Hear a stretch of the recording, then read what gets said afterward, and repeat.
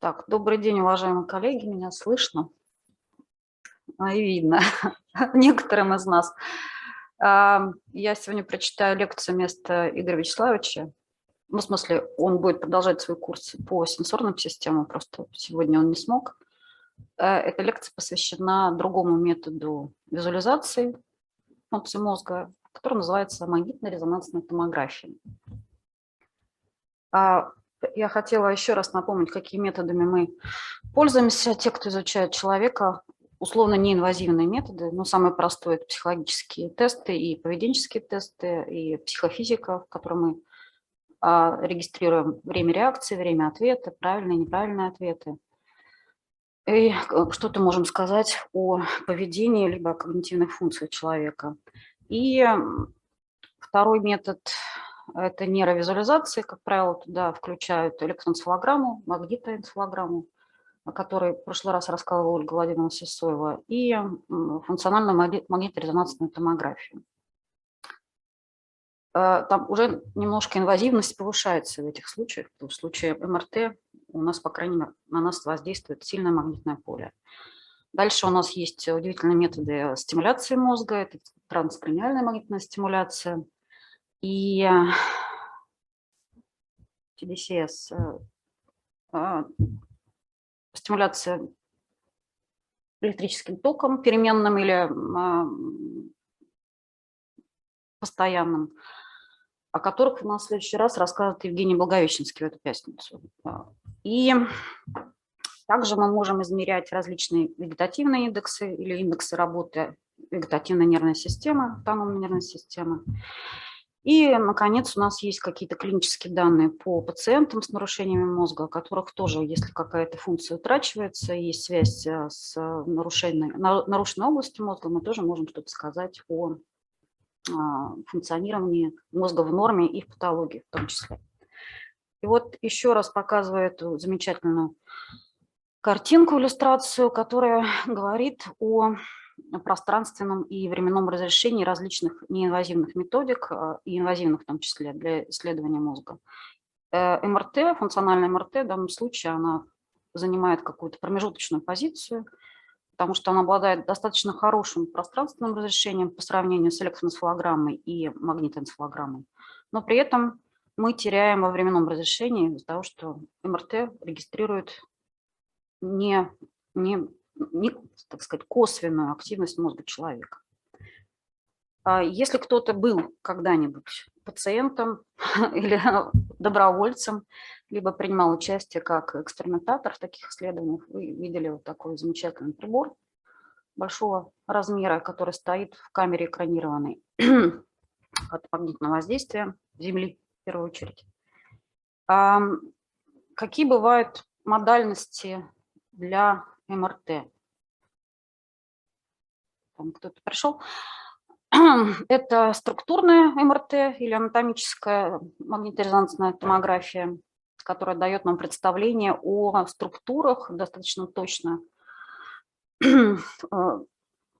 разделяет белое и серое вещество. И вот показаны разные режимы сканирования, разные последовательности, которые позволяют нам выделить различные ткани мозга в данном случае. Но, естественно, анатомическая МРТ применяется для других уже медицинских задач, для диагностики различных заболеваний пациентов, и не только мозга.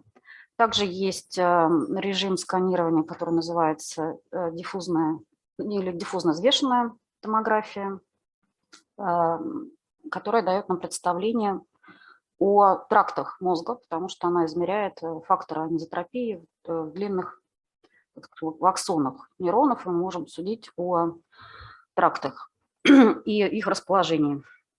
Вот это как раз пример из DTI, Diffusion Tensor Imaging.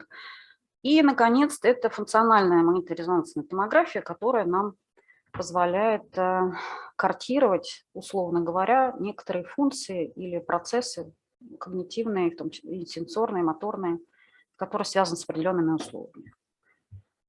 Вот этот прибор замечательный в срезе, сканер магнитный. Здесь мы видим катушку в поперечном срезе,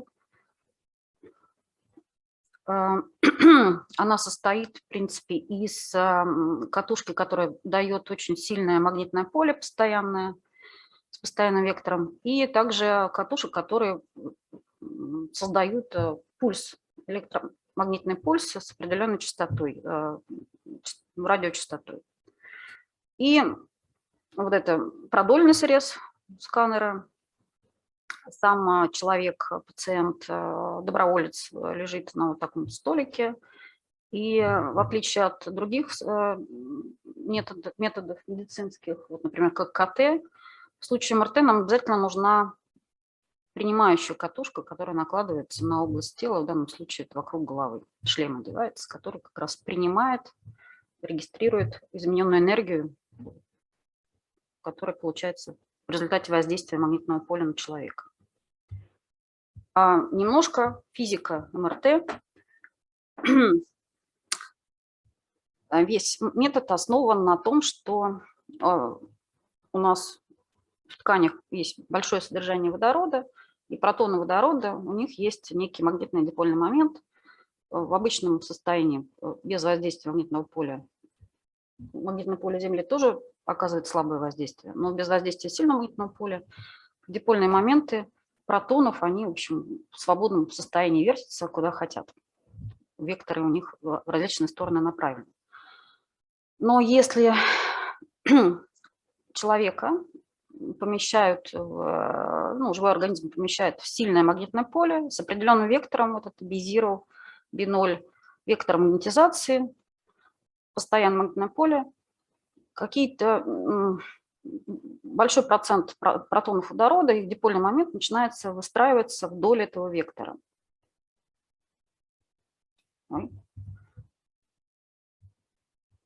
Это я тут неожиданно у меня анимация, я не хотела.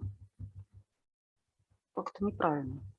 Ладно, смотрите, получается, что происходит? То есть мы кладем человека в постоянное магнитное поле, которое на самом деле в сканере 1,5 Тесла мощности, оно превышает 80 тысяч раз больше, чем поле Земли магнитное. Протоны водорода, их дипольный момент начинает выстраиваться, точнее они ротируются вдоль вектора Z, который соответствует градиенту магнитного поля постоянного. И после чего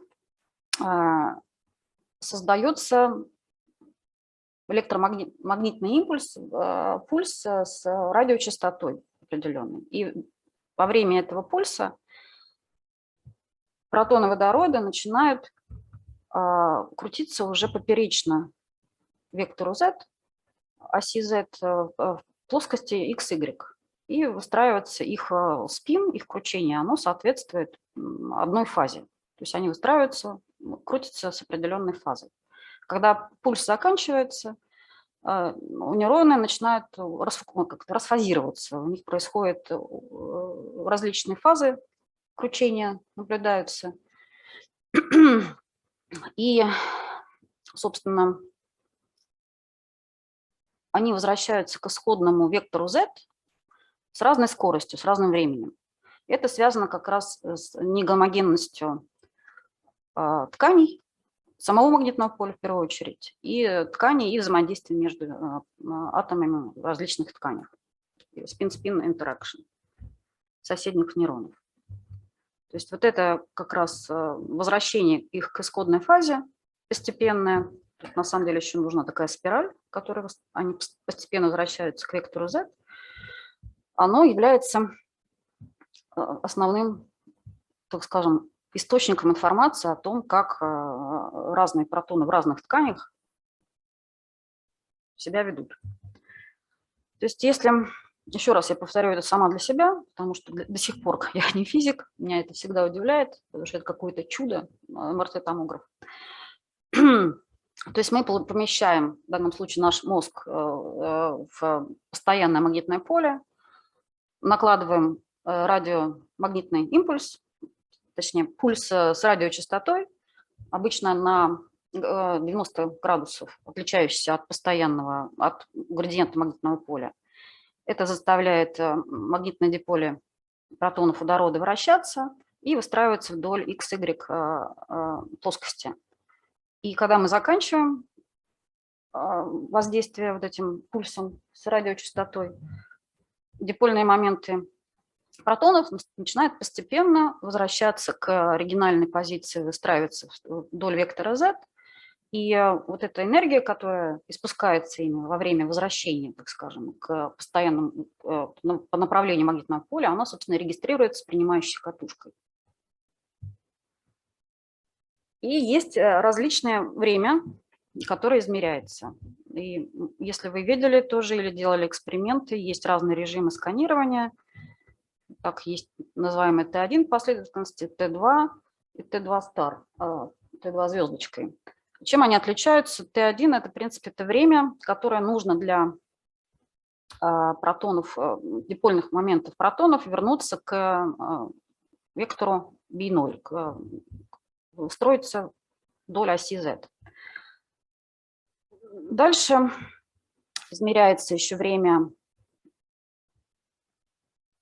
вот этого дифазы, расфазировки протонов, которая отражает спин-спин взаимодействия, то есть время, которое занимает для протонов водорода уходить, например, от вектора Y, точнее X, и расфазироваться с разным фазой, с разным углом фазы вдоль XY плоскости.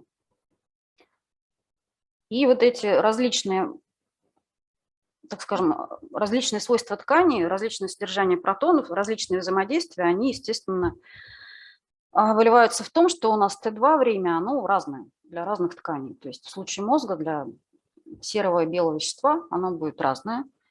И в случае, если с этим мозгом что-то происходит, например, наблюдается активация нейронов, там, естественно, вот это Т2 будет разное. Т2 время. В случае, когда мы имеем дело с функциональной магнитно-резонансной томографией, мы измеряем Т2 стар, так называемая Т2 звездочка, и оно отражает реальное время возвращения протонов водорода к различным фазам. Потому что в реальности Т2 происходит гораздо быстрее, чем Т2 стар. То есть Т2 стар – это то, что мы в реальности наблюдаем, наблюдаемое время возвращения дипольных моментов протонов водорода к различным фазам плоскости XY. И вот, собственно, что измеряется в функциональной магнитно-резонансной томографии мозга? Так называемый Blood Oxygen Level Dependent Signal, или BOLT, можно его так называть по-русски. Вот. Он связан как раз с тем, что у нас, естественно, в мозге очень большое количество сосудов, и кровоток, необходимый кровоток, он приносит, естественно, обогащенную кровь, обогащенную кислородом. В этом случае у нас гемоглобин, который содержит атом кислорода, он является парамагнитиком, мы его не видим в МРТ. Но дезоксигемоглобин, гемоглобин, который уже отдал кислород тканям, он является, наоборот, оксигемоглобин диамагнитик, а дезоксигемоглобин парамагнитик. Он обладает, так скажем, магнитными свойствами. И, собственно, болт-сигнал, он измеряет как раз количество, концентрацию косвенно дезоксигемоглобина. И получается, что мы косвенно можем измерить сигнал от мозга, вернее, активность мозга, которая связана с тем, что определенные ткани, которые наиболее активны в данный момент, они потребляют больше кислорода, у них увеличивается кровоток и уменьшается дезоксигемоглобин. Вернее, увеличивается дезоксигемоглобин, потому что они уже активны, им нужна энергия нейронам, и они его поглощают в большем количестве. И мы, собственно, вот косвенно этот процесс и видим, и регистрируем при помощи функциональной магнитно-резонансной томографии. Так, ну, в общем, это опять же подведение итогов по физике. Я, наверное, уже это несколько раз повторила, поэтому я не буду об этом говорить.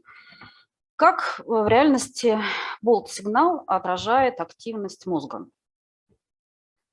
То есть мы видим изменение концентрации гемоглобина, и мы, собственно, это регистрируем при помощи МРТ. Но опять же, это повтор, то, что я сказала. Окей. С чем это связано? У нас на самом деле плотность сосудов в мозге, она примерно такая же, как синаптическая плотность нейронов. Потому что весь мозг пронизан различными сосудами различной толщины, диаметра и так далее. И контроль за питанием нейронов, они осуществляются при помощи нейроваскулярного взаимодействия. В основе этого лежит, естественно, глиальные клетки, астроциты, человеческие астроциты, которые как раз контролируют приток крови при помощи взаимодействия с нейронами и с сосудами мозга.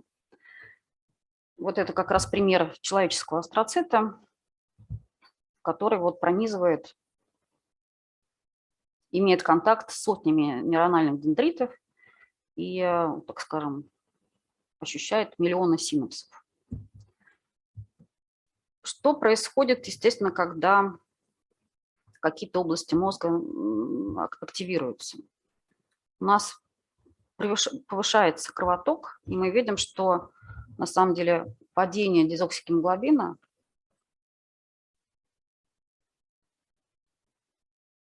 оно коррелирует с увеличением кровотока. Вот эта картинка из известного учебника по функциональной монетаризации томографии Хутова. Господи, боже мой.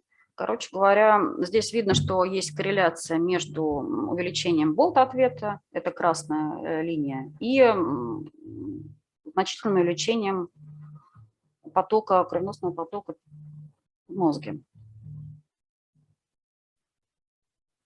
И увеличение объема крови, получаемого мозгом. То есть мы косвенно измеряем некую метаболическую активность нервной ткани по концентрации дезоксигемоглобина, который меняется в зависимости от активности нейронов. Как это было тоже доказано, болт, он реально коррелирует с синаптической активностью. Вот это как раз тоже известная работа Логотезиса, опубликованная в Nature, где он показывает на сенсорной зрительной коре обезьян, что есть непосредственная связь между синаптической активностью, low field potentials, это у нас черная линия, плотностью спайков и потенциалов действия. Вот это розовое как раз, это повышение болт-ответа, которое происходит сразу после какого-то вот активности нейронов, связанной с потенциалами действия.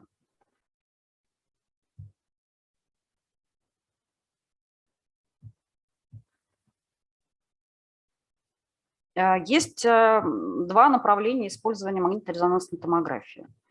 Это функциональная сегрегация или выделение каких-то областей, которые связаны с определенными поведенческими парадигмами, либо с пассивными, например, прослушивание или зрительное, что-то проглядывание, так скажем.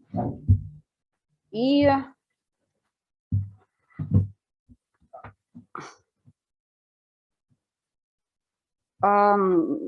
функциональная интеграция, когда мы изучаем не определенные области мозга, а сразу всю систему в целом. Это можно делать и во время выполнения какой-то активной задачи, и во время, например, состояния покоя, изучая спонтанную или фоновую активность мозга человека.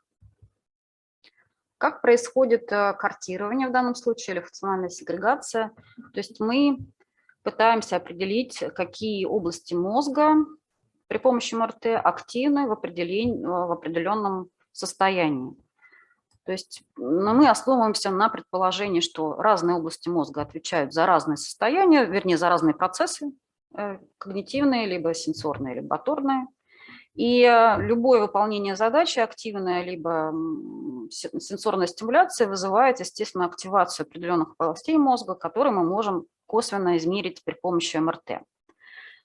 И анализ МРТ заключается именно в построении статистических карт, разницы между областями в состоянии активного выполнения задачи, как нарисовано здесь, сравнивая его с неким контрольным состоянием, когда что-то из этой задачи вычиталось, например, либо вообще состоянием покоя.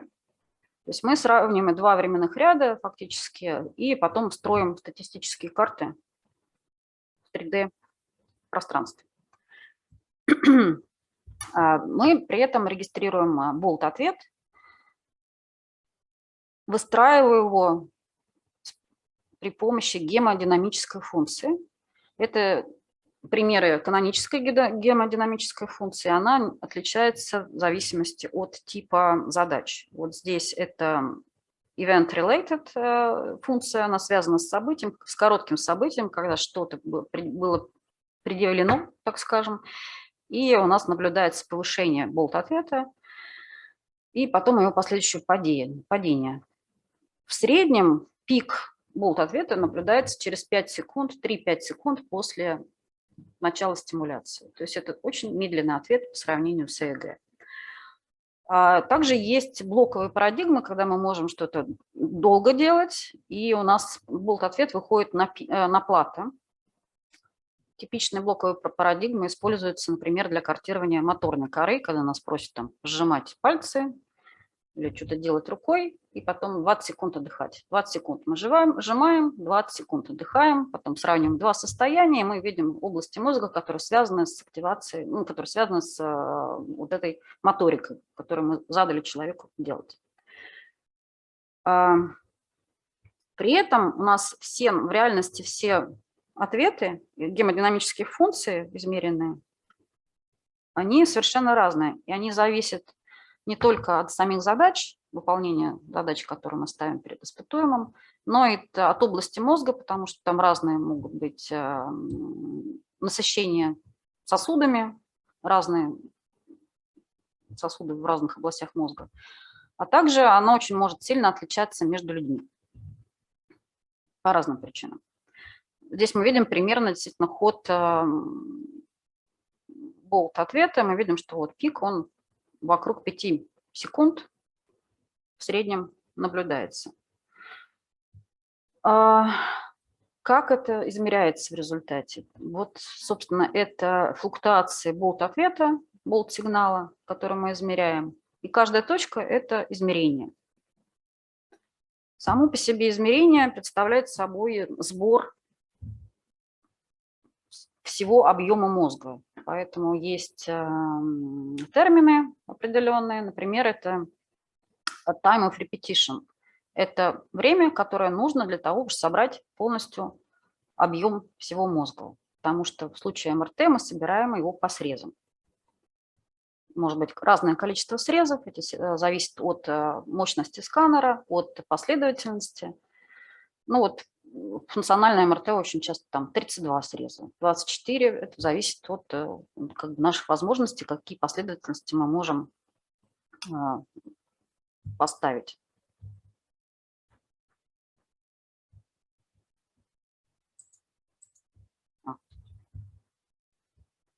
То есть какие бывают тоже термины, которые надо знать в МРТ. То есть мы собираем мозг по срезам, у нас есть определенная толщина среза, которую возможно сделать маленькой в случае структурной МРТ, она всего 1 мм, а функциональная МРТ она иногда больше, там, 2 мм, иногда 4 мм, все зависит тоже от наших возможностей. Каждый вот этот кубик, он называется вокселем, он представляет собой изображение, объемное изображение ткани мозга. Тоже в зависимости от возможностей сканера выстраивается определенный размер field of view, поле обзора, в определенной матрице, там 64 на 64, по-разному бывает. Сам по себе объем воксель, он содержит различные ткани мозга, и, собственно, это просто оттенки серого, которые мы видим. И мы можем распознать там и белое вещество, и серое вещество. Если воксель находится где-то на границе вместе с другими тканями, туда попадает и цереброспинальная жидкость, и иногда в кости даже.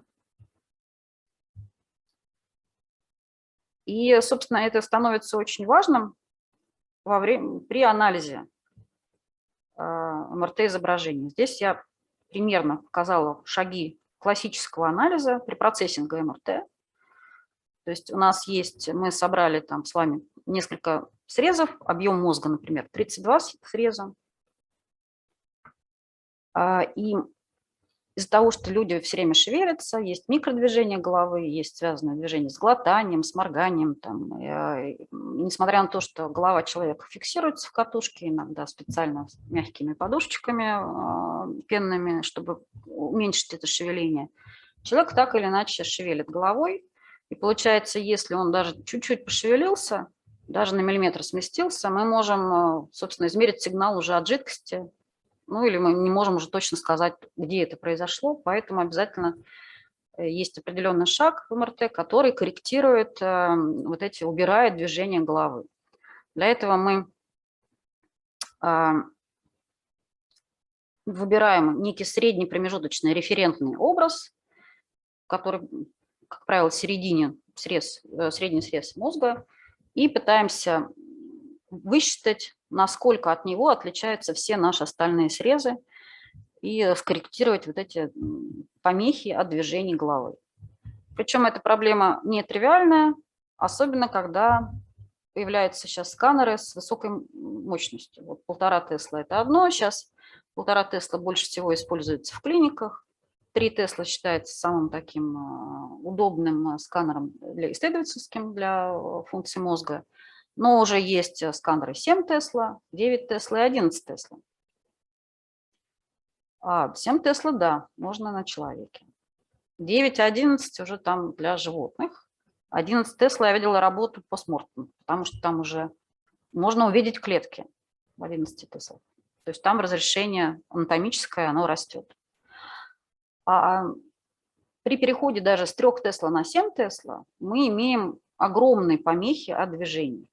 То есть там чем как бы меньше разрешение, которое позволяет сканер сделать, тем больше у нас помех, и тем сложнее у нас препроцессинг, поэтому там на 7 Теслах есть огромный пул работы, которые просто занимаются тем, как убрать моторные наводки, как убрать вот эти помехи от движений.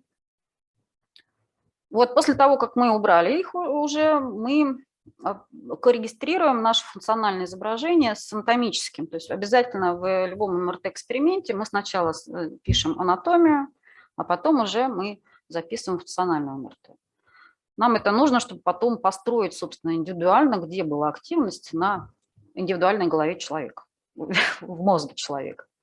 Поэтому происходит процесс коррегистрации и сегментации уже потом тканей на белое, серое вещество и, как правило, там еще кости, жир, воздух, цереброспинальная жидкость. Вот здесь как раз различные изображения, которые позволяют нам выделить в итоге только серое вещество. Потом у нас происходит процедура нормализации. Нормализация нужна не всегда. Есть, естественно, исследования, которые связаны с пациентами. Очень важно показать индивидуально, где была активность, где наблюдалась активность. Но, в принципе, если мы проводим какие-то исследования, где мы сравниваем группы, мы должны провести нормализацию. Что это такое? У нас голова у всех разная, мозг у всех немножко разного размера, поэтому в результате наш мозг приводится к некому общему шаблону. Самый расхожий шаблон сейчас – это шаблон Монреальского нейрологического института MNI Template. Там есть разные разновидности, которые сделаны для разных рас, потому что голова может быть разная у разных рас. И вот этот MNI 152 – это как раз по, так скажем, европеоидным расам сделан шаблон. К нему приводится в результате наше функциональное изображение, после чего наступает момент, когда мы принимаем решение, сглаживать нам изображение или не сглаживать. Сглаживание тоже нужно для того, чтобы уменьшить вот эту неоднородность сбора повоксельной информации. И, как правило, мы сглаживаем на размер в 2 раза больше, чем кубический воксель, который мы получаем при помощи МРТ. Опять же, чтобы убрать шум. Но только после этого мы переходим уже к статистическому анализу, сравнению там задач, парадигмы и состояний. Очень много вопросов по поводу вот этого препроцессинга, потому что он настолько удивительный, что мы в итоге иногда не знаем точно, что мы получили в результате, потому что слишком много математических операций проводится. То же самое сглаживание может сильно менять сигнал. Может быть, неправильная регистрация, мы можем неправильно определить белое серовещество, там перепутать. В случае, опять же, если мозг поврежден, эта регистрация может пройти очень криво, поэтому есть очень разные алгоритмы, которые пытаются компенсировать, так скажем, кривой мозг в результате повреждения. Но, тем не менее, вот такие шаги предпринимаются, и это, собственно, классический пример препроцессинга. Сам по себе анализ тоже в классике представляет собой, разделяется на 2 этапа. Это анализ первого уровня, когда мы проводим статистический анализ на одном испытуемом, внутри одного испытуемого, с помощью общей линейной модели. То есть общая линейная модель, она высчитывает коэффициенты бета-имиджи, изображения, которые дают нам представление о силе эффекта, о силе фактора, который мы исследуем. Например, это сравнение состояний в покое и при выполнении активной задачи. И также высчитываются ошибки в результате подгонки модели Goodness-Fit, ошибки вот этой самой общелинейной модели. То есть вот этот анализ, он зависит тоже от дизайна исследования. Вот, как я вам говорила, есть дизайн, когда мы определяем короткие какие-то стимулы или даем выполнить короткие задачи, а бывает блоковый дизайн, когда у нас что-то происходит довольно-таки долго, в течение 20-30 секунд. И, собственно, в этом случае как раз используется функция канонической гемодинамической функции, которая тоже может быть немного разной для моделирования, вот, соответственно, этого статистического уже болт-ответа. Вот это бета и ошибки. Потом у нас, если это необходимо, мы уже проводим групповой анализ. Это анализ 2-го уровня, он может быть основан на фиксированных либо случайных эффектах, смешанных эффектах. Это зависит от того, что мы реально хотим показать. Вот в первом случае, когда фиксированный эффект, мы просто хотим узнать средний, например, по этой группе, средний ответ мозга по этой группе. А в случае смешанных эффектов мы пытаемся перенести, грубо говоря, наблюдаемый эффект на генеральную совокупность, на популяцию.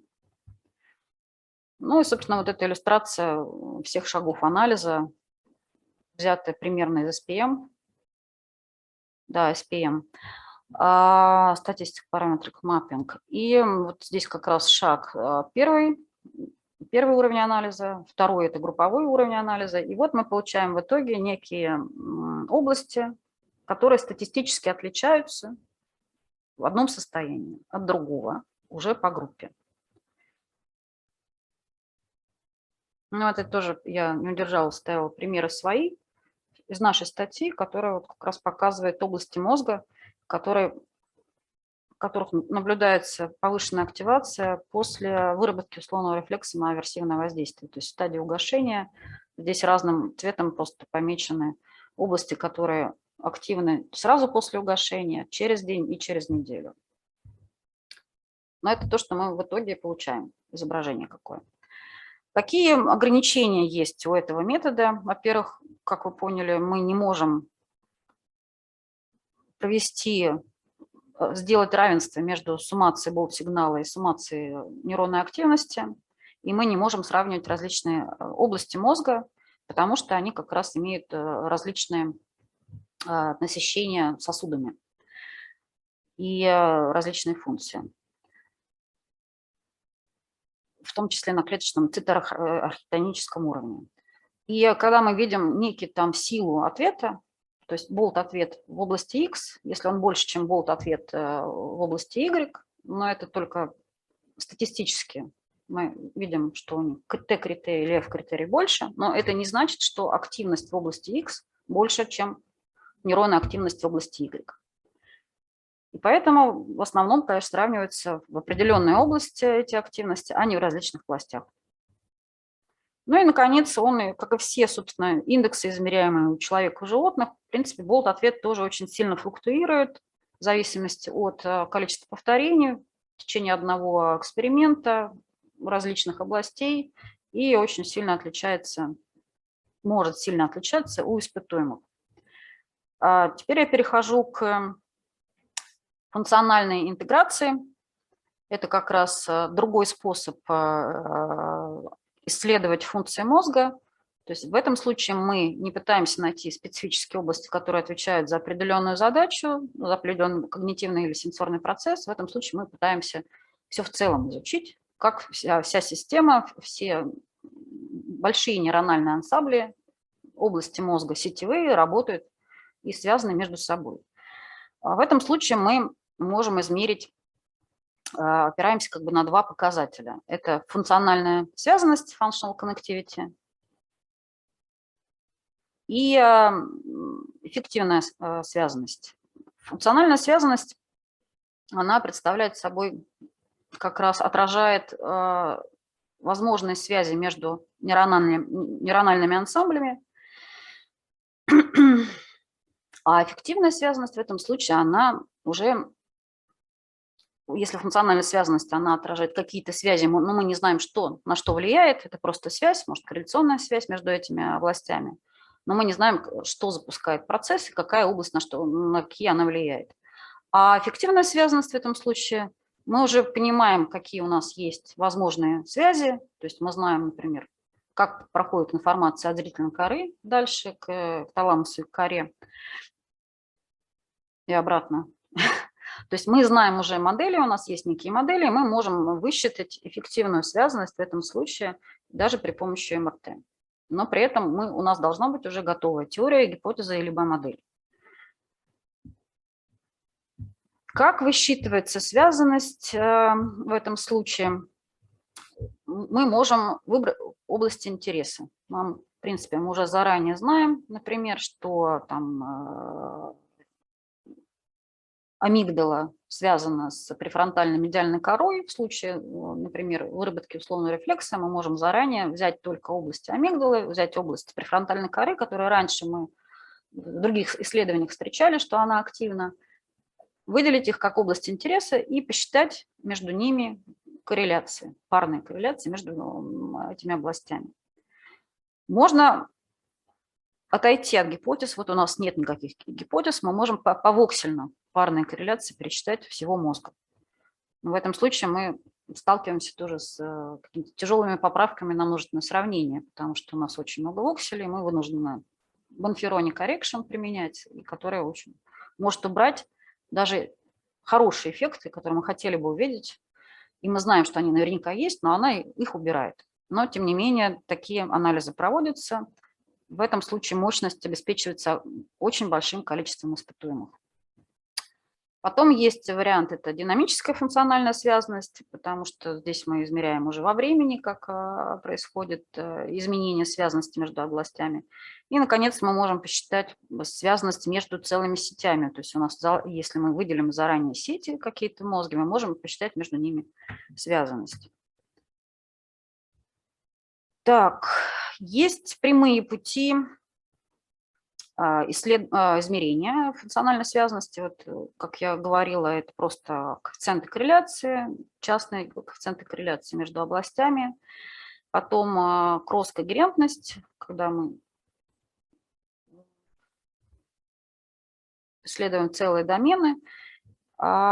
Есть различные тоже коэффициенты, как взаимная информация, нелинейные способы, канонические корреляции, которые могут включать в себя суммы различных коэффициентов, умножаться на коэффициенты. Вот пример как раз то, что я говорила, корреляция между определенными областями мозга, между регионами интереса. То есть в данном случае у нас есть некая флуктуация болт-ответа, измеренная нами в одной области и в другой области. И фактически мы коррелируем их между собой. То есть мы высчитываем корреляцию временного ряда, временного хода флуктуации болт-ответа.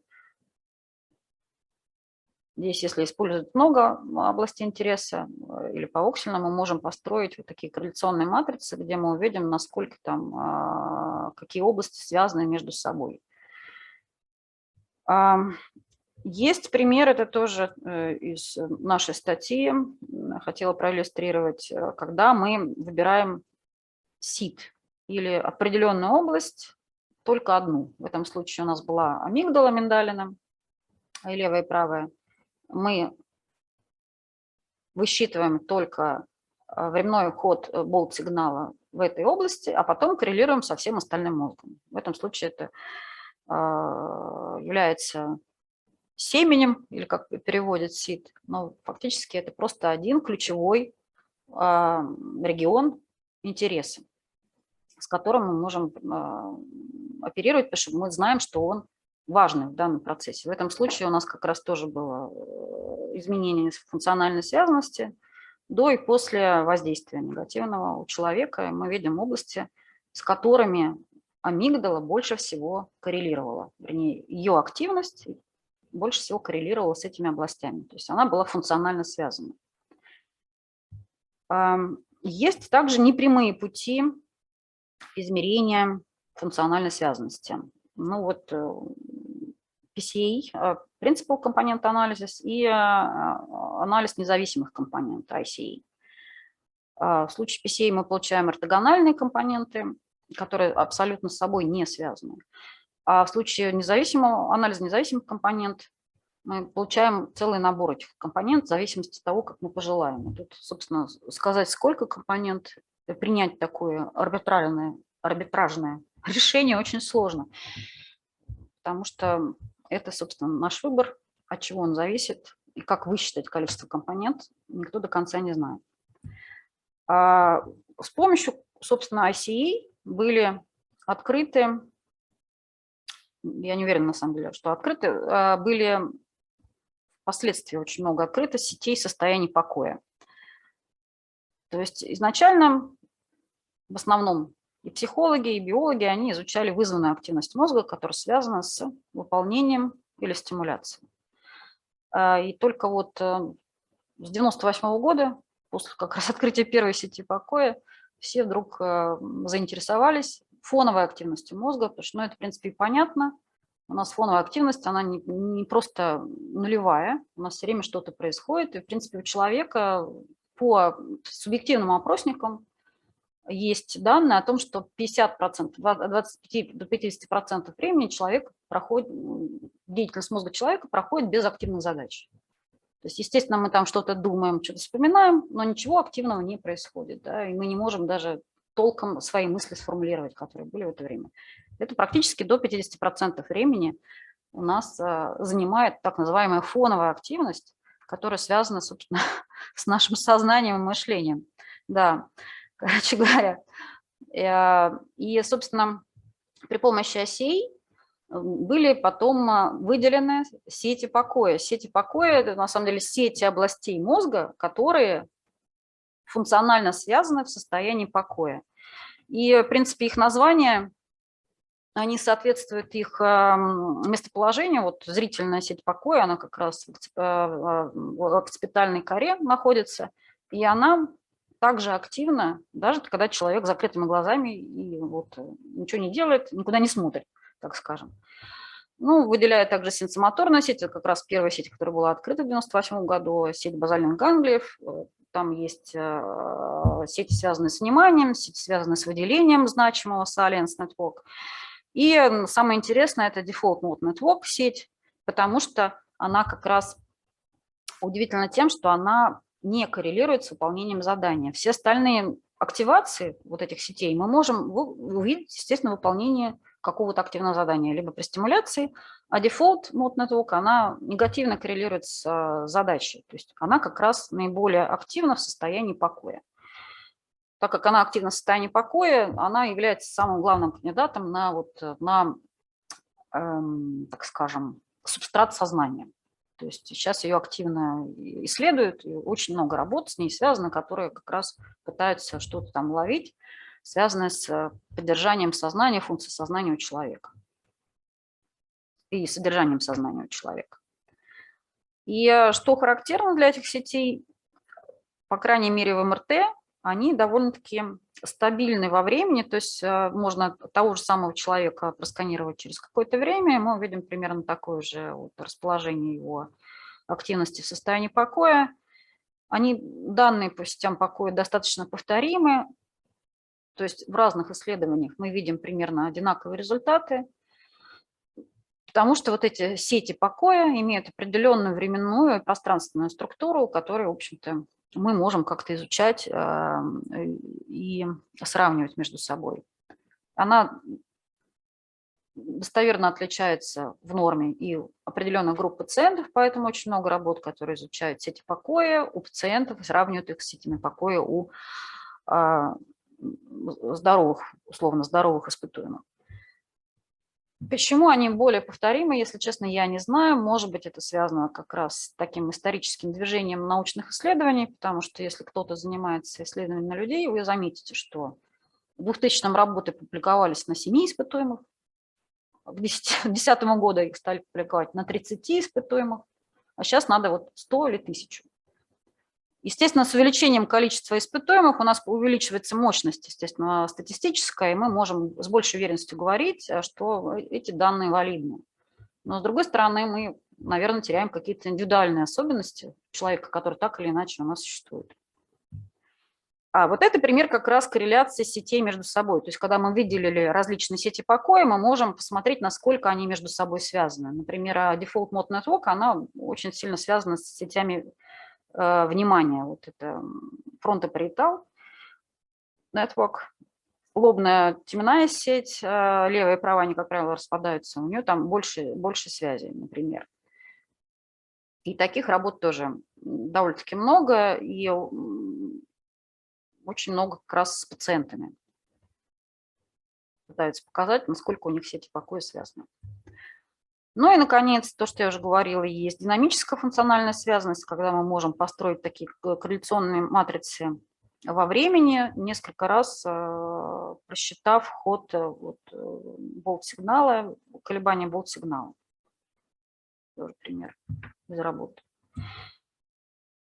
Ну и на самом деле, кроме обычных коэффициентов корреляции, кроме корреляции временного хода, есть различные еще подходы для изучения там, мозга человека и сетей мозга человека. Вот один из подходов – это теория графов, когда мы строим коннектомы и пытаемся понять, насколько различные сети связаны между собой. Также можно измерить внутреннюю связанность, то есть мы можем взять какую-то область мозга и посмотреть ее связанность только внутри, в этой области. Также есть там параметры, которые называются региональная гомогенность, тоже насколько там гомогенен сигнал в этой области. И также мы можем измерить различные нелинейные параметры болт-ответа. Он так же, как и ЭГ, в принципе, считается нестационарным сигналом. По идее, линейные методы ему тоже, может быть, не очень подходят, поэтому можно рассматривать его какие-то нелинейные особенности, считать энтропию, например, либо фрактальность хода этого сигнала у человека. Вот это как раз пример такой работы, где высчитывалась внутренняя связанность областей определенных и энтропия в этих областях болт-ответа. Здесь как раз искали центр сознания, сравнивали пациентов с нарушениями сознания, сравнивали с людьми, которые находились в глубоком наркозе, с добровольцами, которые были без наркоза. И вот, в принципе, тут как раз показана разница между внутренней связанностью определенных областей у человека в нормальном состоянии, в состоянии глубокого наркоза, а это желтым нарисованная энтропия, красным как раз области, которые пересекаются, связанность и энтропия. И как раз пациентов с нарушениями сознания, disorders of consciousness, и добровольцев, которые были в сознании и без наркоза. Тоже выделяются определенные области, в которых наблюдается, как правило, снижение вот этой связанности, синим отмечено снижение связанности, и снижение энтропии сигнала у пациентов. То есть вот здесь написано, что о бодрствовании в спокойном здесь сигнал больше. А это области пересечения между двумя показателями. Ну и вот тоже примеры из работы Алины Тетеревой, нашей аспирантки, которая тоже показала при помощи анализа долговременных корреляций, насколько изменяется фрактальность сигнала болт-ответа в определенных областях, в различных состояниях. В этом случае как раз области, которые меняли фрактальность сразу после выработки и угошения условного рефлекса в состоянии покоя. То есть существует очень много способов измерить, посчитать косвенно, как активируется наш мозг. Но все-таки надо иметь в виду, что болт-ответ – это не прямое, это косвенное отражение активности нейронов. Он не связан напрямую с потенциалами действия, он, скорее всего, отражает, насколько нейроны голодны во время выполнения каких-то задач, но это связано с синаптической активностью больше, с активностью синапсов.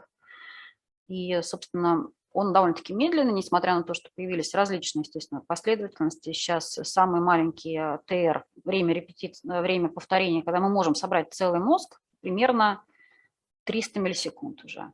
То есть раньше это было 2 секунды, было уже хорошо, секунда тоже была отлично. В принципе, классически это было 3 секунды, когда мы собираем весь мозг, объем мозга. Сейчас уже доходит до 300 миллисекунд, но в любом случае из-за того, что болт-ответ вот это, он сильно реактивный, вот если вы помните гемодинамическую функцию, просто мы видим большее количество измерений этой функции.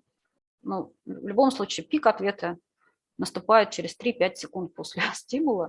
То есть мы все равно измеряем нечто медленное, нечто такое реактивное, которое связано с нейронной модуляцией, безусловно, но вот напрямую не отражает активность нейронов, их потенциала действия. Ну, собственно, это как раз рекомендация, что нужно почитать. Можно почитать. И то, что я здесь указывала в этой лекции, вот это классический учебник Хутела, он пока не перепускался 2004 года, там, в принципе, очень хорошо написано про физику МРТ. Это как раз работа логотезиса, которая показывает связь болт-ответа с синаптической активностью нейронов.